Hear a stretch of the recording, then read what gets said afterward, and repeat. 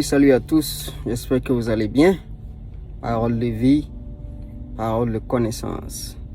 Aujourd'hui, on va parler du livre de la Genèse. On va repartir dans le livre de la Genèse, mais pour une raison bien précise. La raison pour laquelle j'aimerais vous parler du livre de la Genèse, c'est juste pour vous montrer le pouvoir créateur du Père, le Père éternel, l'Éternel, le chef des armées. Donc, à travers ce qu'on va voir aujourd'hui, on va se rendre compte du pouvoir créateur de l'Éternel. On va lire juste un peu quelques passages. Genèse 1. Au commencement, Dieu créa les cieux et la terre. La terre était informe et vide. Il y avait des ténèbres à la surface de l'abîme et l'Esprit de Dieu se mouvait au-dessus des eaux. Dieu dit, ça c'est le verset 3, que la lumière soit. Et la lumière fut. Alors, qu'est-ce qu'il faut retenir ici? Dieu dit. Alors, on continue. Je vous amène au verset 6. Dieu dit qu'il y ait une étendue entre les eaux et qu'elle sépare les eaux d'avec les eaux. On part au verset 9. Toujours Genèse 1. Dieu dit que les eaux qui sont au-dessous du ciel se rassemblent en un seul lieu et que le sec paraisse. Et cela fut ainsi. Verset 10. Dieu dit qu'il y ait des luminaires dans l'étendue du ciel pour séparer le jour d'avec la nuit.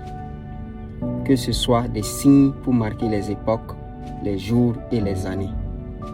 Et qu'ils servent de luminaires dans l'étendue du ciel pour éclairer la terre, et cela fut ainsi. Verset 20, toujours Genèse 1. Dieu dit que les eaux produisent en abondance des animaux vivants et que des oiseaux volent sur la terre vers l'étendue du ciel. On continue.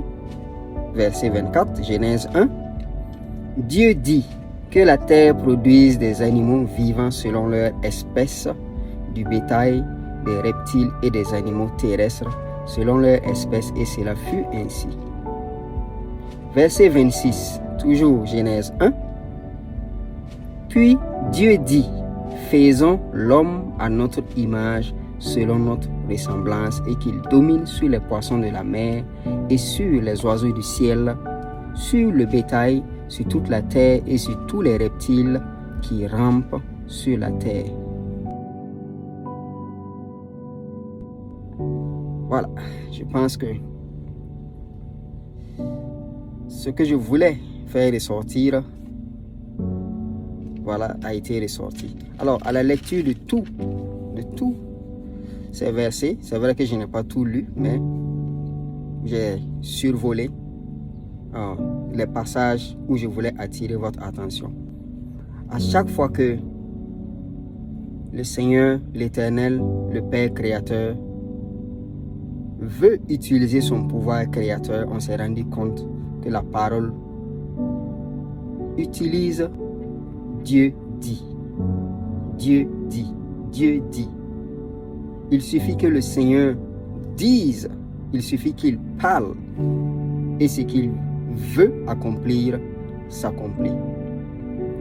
À travers la lecture de la parole du livre de la Genèse, Genèse 1, on se rend compte que quand l'Éternel Dieu veut créer, il n'a vraiment pas besoin de réfléchir. Il suffit qu'il dise, il suffit qu'il parle, il suffit qu'il utilise la parole, et ce qu'il veut créer se manifeste.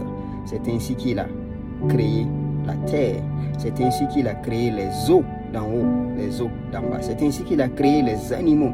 C'est ainsi qu'il a créé les plantes, la faune, la flore. C'est ainsi qu'il a créé l'homme. C'est ainsi qu'il a créé tous les luminaires, toutes les planètes, tout l'univers. Tout ce qui vit et respire a été créé par lui. Et comment cela a été créé? Nulle part dans la parole on a montré qu'il a fabriqué quelque chose. Nulle part dans la parole il n'est ressorti qu'on l'Éternel s'est assis, il a réfléchi, il a pris telle ou telle chose, mettre ensemble, il a combiné tel ou tel élément, il a utilisé telle ou telle réaction chimique, ainsi de suite. Non. La parole, au contraire, nous montre qu'à chaque fois, il a suffi qu'il parle. Dieu dit. Dieu dit. C'est ainsi. Donc, son pouvoir créateur est illimité et ce n'est pas égalé. Personne ne peut créer comme lui, il crée. Parce que son intelligence, il est l'intelligence suprême. Il est la sagesse suprême. Il est la science suprême. Sa science est au-dessus de toutes les sciences. Son pouvoir créateur est au-dessus de tout ce que notre imaginaire, notre imagination peut penser. C'est pour ça qu'il dit quelque part dans sa parole que ses voix et ses pensées sont au-dessus de nos pensées. Il détient la sagesse suprême. Il est la sagesse suprême. C'est lui qui a créé le temps. Il est au-dessus du temps. Le temps n'a aucune emprise sur lui. C'est lui qui est le maître incontesté du temps et des circonstances. Il manipule le temps, il manipule les circonstances selon sa volonté, selon sa souveraineté, selon son bon vouloir. Il est le roi des rois, comme on l'a montré dans une vidéo précédente. Son trône est au-dessus de toute la création. Il est le Dieu de l'impossible. Il a dit dans sa parole qu'avec lui, il n'y a rien d'étonnant. Il est celui qui peut redonner vie aux ossements desséchés. Il est celui qui peut redonner vie à n'importe quel moment. Il est celui qui peut rappeler à la vie qui il veut, quand il veut, comme il veut et où il veut. Il est le détenteur du souffle de la vie. Il est non seulement le détenteur du souffle de la vie, mais il est aussi le créateur du souffle de la vie. C'est lui seul qui a le secret du souffle de la vie. Donc, tout ce que nous pouvons voir ou ne pas voir, le visible et l'invisible, c'est lui qui l'a créé. Donc, son pouvoir est illimité dans les cieux et sur la terre. Vous savez, il y a combien de cieux? La parole ne nous précise pas exactement combien de cieux il existe, mais on a dit qu'il est le créateur des cieux et de la terre. On n'a pas dit qu'il est le créateur du ciel et de la terre. Donc, ça veut dire qu'il y a plus d'un ciel. Le ciel que nous voyons n'est qu'une partie visible de la création. Donc, au-dessus de ce que nous voyons, il y a encore d'autres cieux. Il y a encore un univers qui appartient au domaine seul de l'Éternel. C'est lui qui est le créateur des anges et des archanges. Les anges et les archanges sont soumis à sa volonté. Et tout ce que les anges et les archanges savent, ils l'ont appris de l'Éternel. C'est lui qui leur a enseigné cela. C'est lui qui leur a enseigné ce qu'ils connaissent. Et c'est lui qui leur a enseigné ce qu'il voudrait que les anges connaissent. Donc, les anges détiennent leur connaissance, leur pouvoir. Les archanges aussi détiennent leur connaissance et leur pouvoir du Père éternel parce que c'est lui qui l'a voulu ainsi. C'est lui qui les a créés et c'est lui qui les commande. Ils obéissent à l'Éternel sans broncher. Ce que l'Éternel dit de faire, c'est ce qu'ils le font. Ils sont à son service.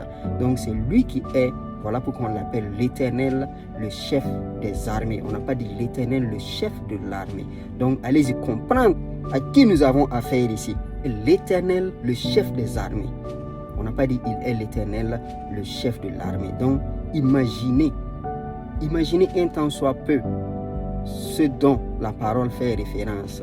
Le chef des armées. Combien d'armées s'agit-il? Personne ne le sait. Dieu seul le sait. Et c'est lui seul qui sait à quel moment il va mettre fin à ce monde. C'est lui seul qui sait à quel moment il va arrêter tout ce chaos, tout ce que nous voyons. C'est lui seul qui sait à quel moment il va intervenir pour mettre fin au règne de l'esprit malin. Donc, comme la parole dit, c'est lui seul qui le sait. Même les anges même ne le savent pas. Même les anges ne le savent pas. Ça relève de sa volonté, ça relève de sa souveraineté.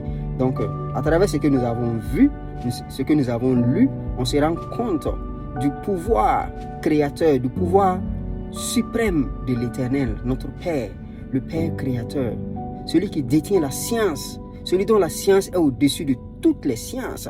Sa science est au-dessus de toute la science des docteurs, de toute la science des astronomes, de toute la science des je ne sais quoi. Imaginez, nommez le domaine que vous voulez. la science de l'Éternel est au-dessus de cela. Combien d'années faut-il que quelqu'un aille à l'école pour étudier la médecine? Beaucoup d'années.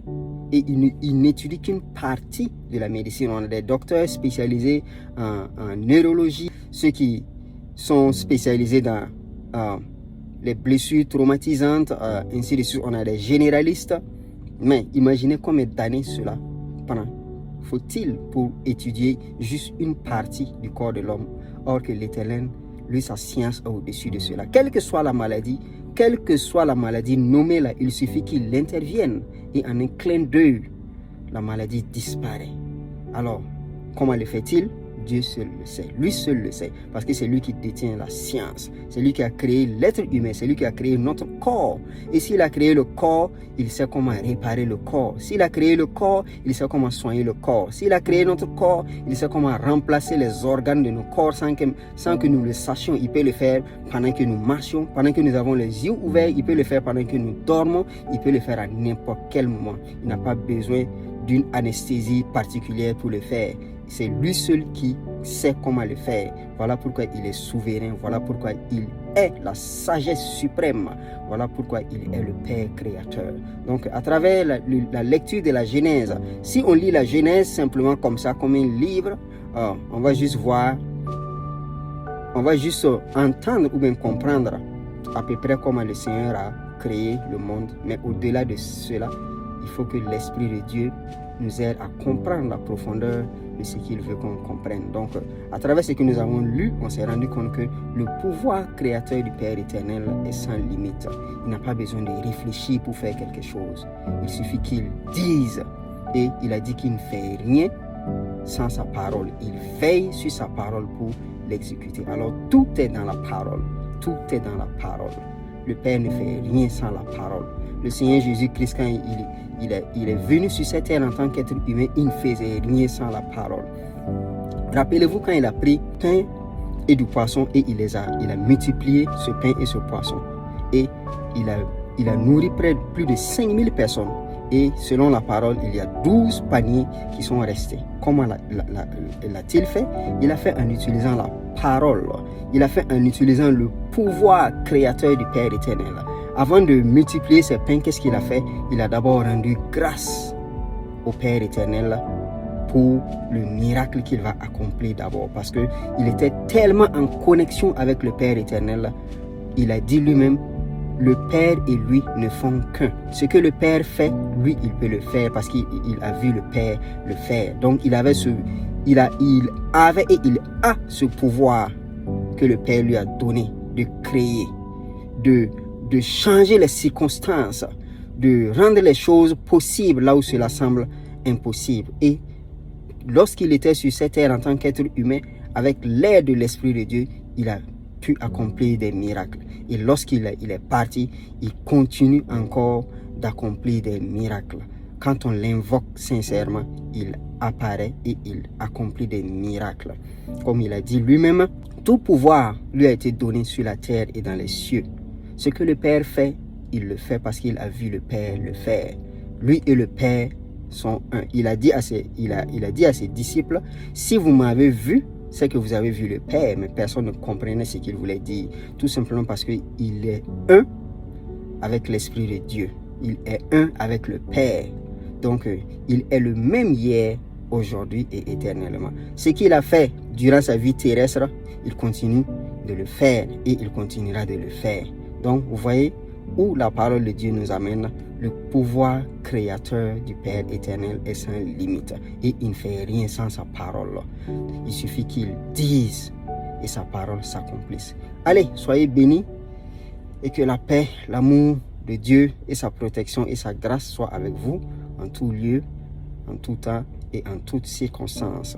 Parole de vie, parole de connaissance, parole de connaissance, parole de vie. Allez, soyez bénis en attendant la prochaine vidéo.